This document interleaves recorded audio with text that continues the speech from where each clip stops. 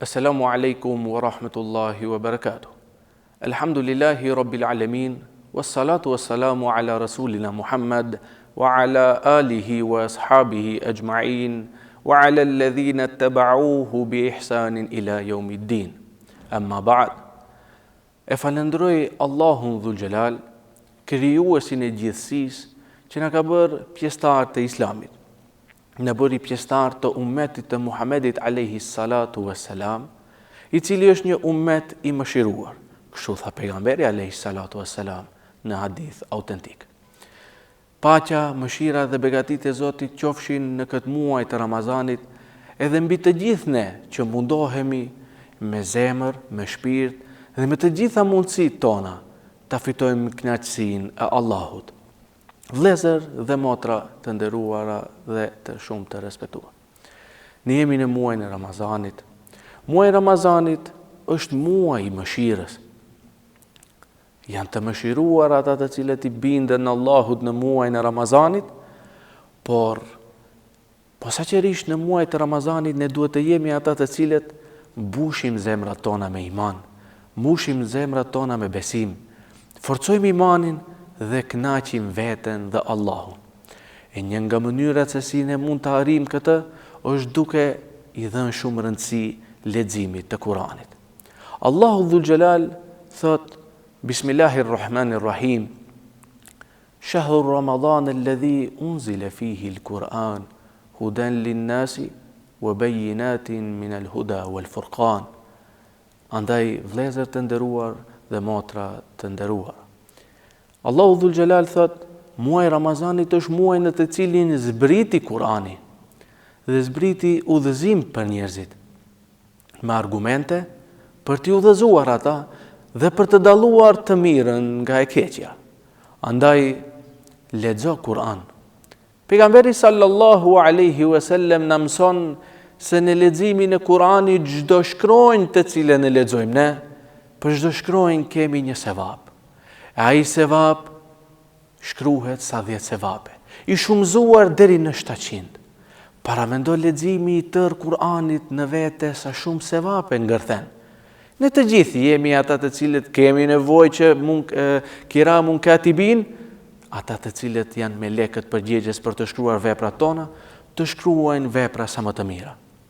Ne të gjithë jemi nevojtar për shpërblime, ne të gjithë e dimë se para Allahut drejtësia është absolute, dhe e vetmja gjë që përveç mëshirës së Allahut mund të ta garantoj xhenetin janë punët e mira.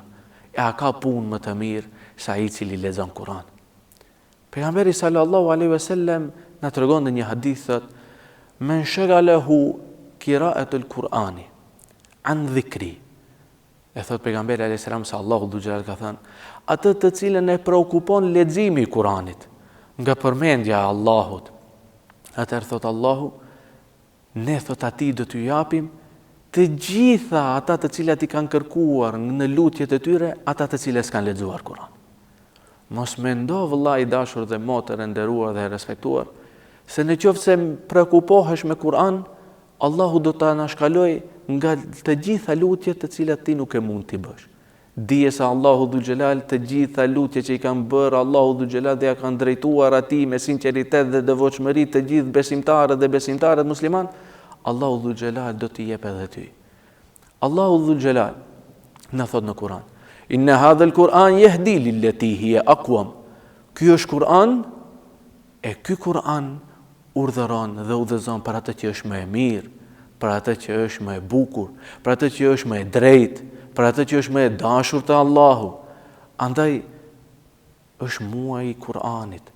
Ramazani është muaji në të cilin zbriti Kur'ani.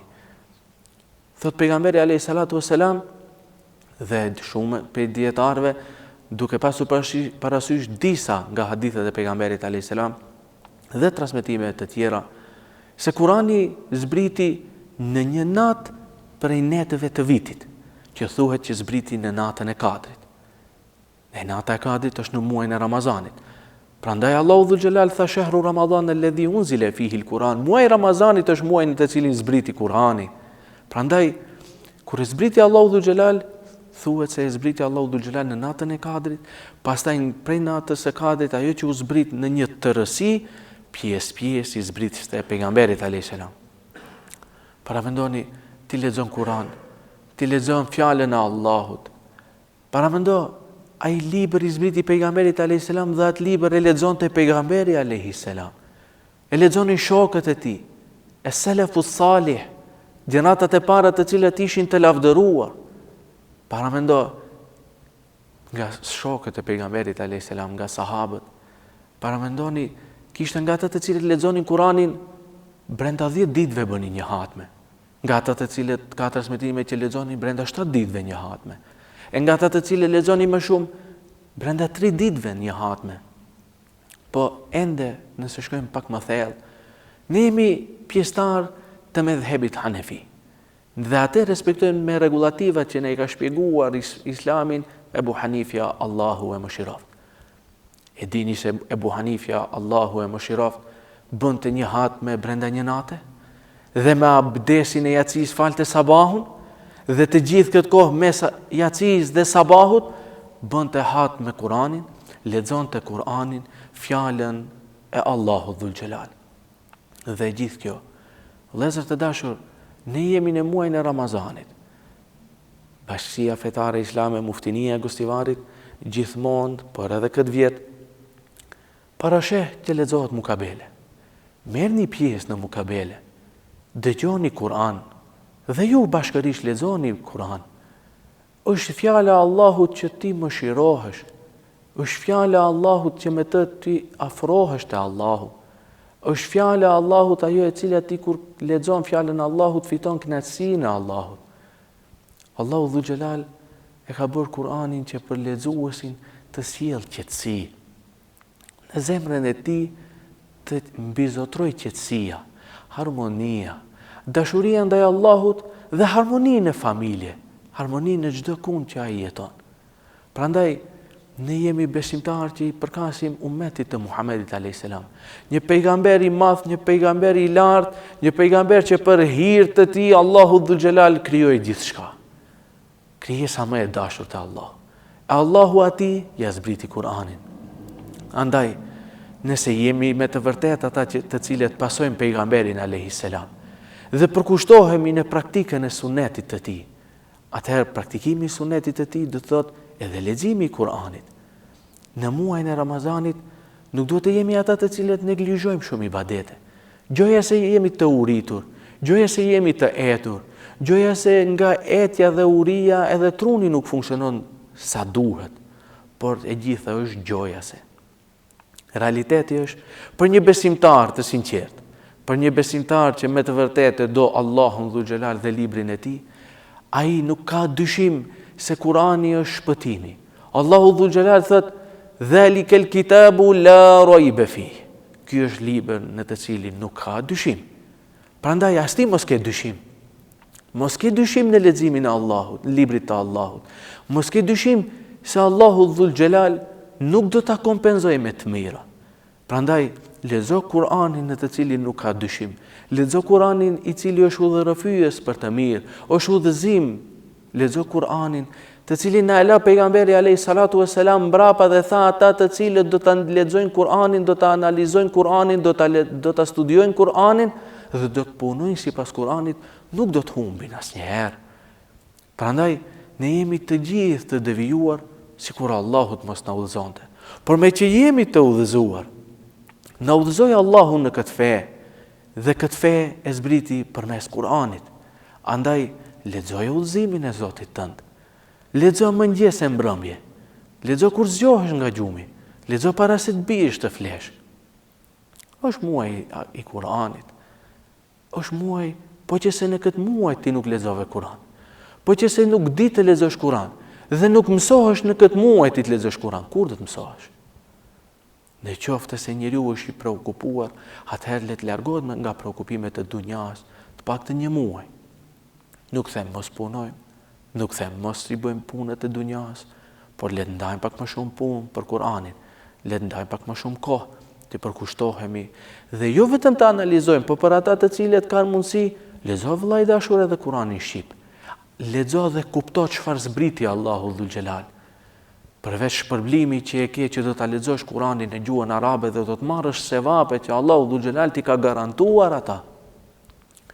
Para mendo, ti ndan kohë që ta lexosh Kur'anin edhe në gjuhën shqipe, që ti të kuptosh atë çfarë lexon.